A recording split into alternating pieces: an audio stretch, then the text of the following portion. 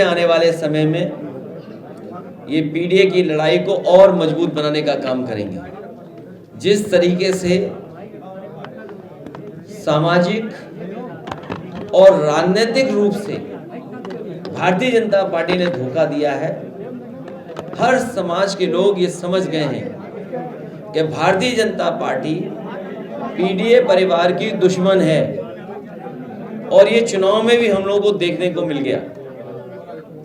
BLO का हटाना, अधिकारियों का हटाना, पुलिस सिपाहियों के नाम पता जानकारी करना, फिर जात के आधार पर हटाना, जात के आधार पर निर्देश देना और फिर अपने अधिकारियों की गुपचुप बैठक करना। और बड़े बड़े अधिकारी जो लखनऊ में बैठते हैं, उन्होंने बाकायदा बैठक करके रणनीति बनाई है कि भारतीय जनता पार्टी को कैसे जिताएं, समाजवादियों को कैसे हराएं। लेकिन पीडीए परिवार के लोग सब एकजुट हो गए हैं। इस बार कितना भी ये साजिश कर लें, षड्यंत्र कर लें, कितनी भी रणनीति बना लें, लेकिन ये कामयाब नहीं होंगे। सुनने में यहां तक आ रहा है कि जिलाधिकारी वो भारतीय जनता पार्टी के जिला अध्यक्ष बन गए हैं। अभी अंबेडकर नगर से सुनने में आ रहा है और वहां के हमारे कार्यकर्ता नेताओं ने भी बताया और प्रेस के जिम्मेदार लोगों ने भी बताया कि यहाँ के जिलाधिकारी जिला अध्यक्ष भारतीय जनता पार्टी बन गए हैं और प्रधानों को ढूंढ रहे हैं, कोठेदारों को ढूंढ रहे हैं, उनको डरा धमका रहे हैं, जबकि अभी नॉमिनेशन नहीं हुआ है। उसके बाद जिलाधिकारी ये कर रहे हैं। क्या ये आईएएस एकेडमी में यही सिखाया जाता है? क्या ये आईएएस लोग इसीलिए ट्रेन होके गए हैं? इन अधिकारियों की तस्वीर लगा करके हम लोग कहेंगे कि भारतीय जनता पार्टी के अधिकारी बन गए। अधिकारी नहीं है, ये वहां के संगठन के पदाधिकारी बन गए। और फिर आज एक वीडियो वायरल हो रहा है, जो बात मैंने पहले कही थी और फिर मैं दोहराता हूं। उत्तर प्रदेश में दंगा कराने का काम बहराइच में अगर किसी ने किया तो भारतीय जनता पार्टी के नेता उसमें शामिल थे। उनके विधायक अपनी ही पार्टी के कार्यकर्ताओं पे एफआईआर दर्ज करा रहे हैं और क्या उसमें धाराएं लगवा रहे हैं कि इन्होंने षड्यंत्र किया और दंगा करवाया है। और जो एक वीडियो वायरल हो रहा है, जिसमें मैं बधाई देना चाहता हूं पत्रकार को कि उसने हिम्मत जुटा करके कम से कम वो छिपे हुए वीडियो से जानकारी हासिल कर ली कि पुलिस प्रशासन था ही नहीं घंटों और उन्हें खुली छूट दी गई थी। इसी तरीके से हिटलर काम करता था। हिटलर अपने ट्रूपर्स को आगे कर देता था, अपने पार्टी के कार्यकर्ताओं को पुलिस की वर्दी पहना करके आगे कर देता था। हिटलर के जमाने में यह होता था कि पुलिस को खुली छूट दे दो या हटा दो पुलिस को और दंगा होने दो, घटना होने दो। और ये इसलिए कराया गया है क्योंकि बीजेपी के लोग घबरा गए हैं। महंगाई का उनके पास कोई जवाब नहीं है, बेरोजगारी का उनके पास खत्म होने कोई जवाब नहीं है, आरक्षण ये छीन रहे हैं, संविधान के तहत और जो व्यवस्था है उसको नहीं लागू होने देना चाहते हैं। निवेश के नाम पर ये इनका पर्दाफाश हो गया है, इनकी पोल खुल गई है कि कहीं कारखाना उद्योग नहीं लगा है। और जिन्होंने इतने साल नहीं लगाया, अब उतने दिन भी नहीं रहेंगे इस सरकार में। सोचिए, जितनी सरकार चल गई है, अब तो उतना समय भी नहीं बचा इनके पास। अगर इन्होंने कुछ काम किया होता या निवेश लाए होते तो वो दिखता जमीन पर। बिजली महंगी, किसान को खाद नहीं मिल रही, किसी भी फसल की खरीद के लिए कोई तैयारी नहीं, अभी भी सड़कों पे जानवर हैं और पिछड़े दलित और जो गरीब लोग हैं उन समाज के साथ न जाने क्या क्या हो रहा है। घटनाएं दिन प्रतिदिन सुनने को मिल रही हैं। बेटियों के साथ अन्याय हो रहा है और बेटियों के साथ साथ इतना कानून व्यवस्था जीरो हो गई है कि बताइए, पुलिस के ये साथ ही घटना हो जा रही है।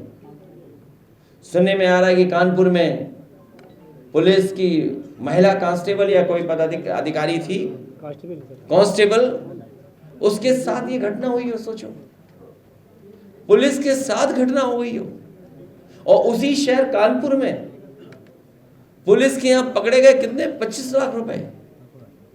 और याद कीजिए, पहले चांदी पकड़ी गई थी, आज पैसे पकड़े गए। पूरा पुलिस चला रही है सरकार को। ये स्थिति पैदा हुई है, केवल एक जिले में नहीं, हर जिले में ये स्थिति है। यूपी के पूर्व डीजीपी साहब क्या कह रहे हैं, इस सरकार बनने के बाद सबसे पहले वो डीजीपी बने थे, वो क्या कह रहे हैं कि यूपी पुलिस बहुत दबाव में है, यूपी पुलिस बहुत दबाव में है, निष्पक्ष कार्रवाई नहीं कर पा रही है, दंगाई पर कार्रवाई करने पर उन्हें सस्पेंड कर दिया जाता है। अब आपको और क्या चाहिए बताइए, ये किसके सहारे बोल रहा है आखिरकार? और पुलिस से बेहतर और पुलिस का सच कौन जानता होगा? सोचिए आप, अगर पुलिस के इतने वरिष्ठ अधिकारी ये बात कह रहे हैं तो पुलिस का सच पुलिस से बेहतर कौन जानता होगा? और भाजपाइयों ने तो लगता है पुलिस के हथकड़ी लगा दी है। भाजपाइयों ने पुलिस पर भी हथकड़ियां लगा दी, इतना दबाव में पुलिस। आप कंफ्यूज मत होइए, आप कंफ्यूज मत होइए, ये किसी लैब में तैयार हुआ नारा है, ये किसी लैब में तैयार हुआ नारा था। उन्हें किसी से बुलवाना था तो उत्तर प्रदेश के मुख्यमंत्री से बेहतर कौन बोलता? उनकी छवि भी वैसी ही है। अगर वो कह रहे हैं कि बटो नहीं कटो नहीं, तो पीडीए परिवार भी तो नहीं बटेगा। तो वो तो नारा आपके लिए लगा रहे हैं कि पीडीए परिवार के लोग बटना मत।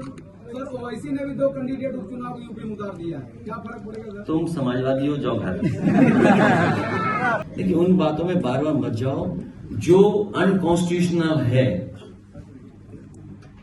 जो नियम के विरुद्ध है। जहां हत्या हुई है वहां वो जांच का विषय बनता है। ये सब किसके अधिकारी होंगे? जब बीजेपी की नियति साफ नहीं है, आप न्याय कैसे दोगे? आपको डीजीपी का स्टेटमेंट नहीं सुनाई दे रहा कि पुलिस दबाव में है, तो डॉक्टर दबाव में नहीं होंगे। और आप जानते हो कैमरा क्या दिखाता है? भीड़ है नहीं, हाथ में 2 रिवॉल्वर।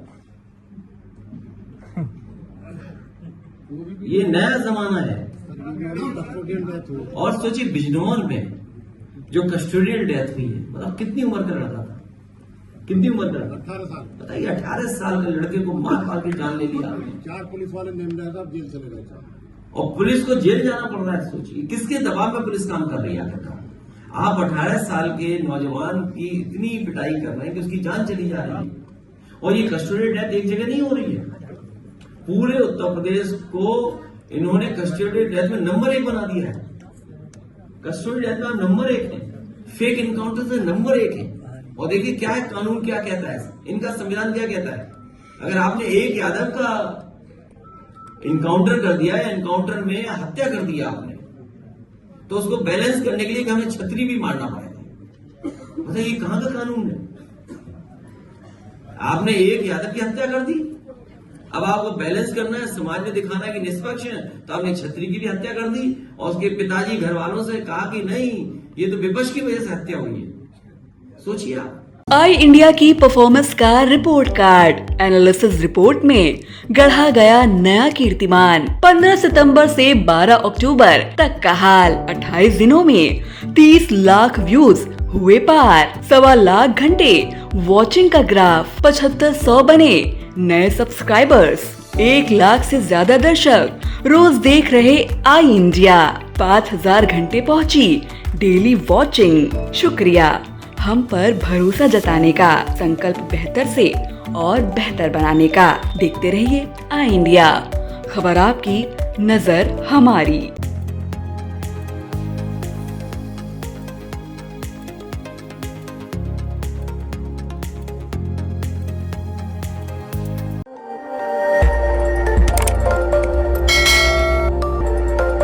खबर आपकी, नजर हमारी। देखते रहिए आई इंडिया।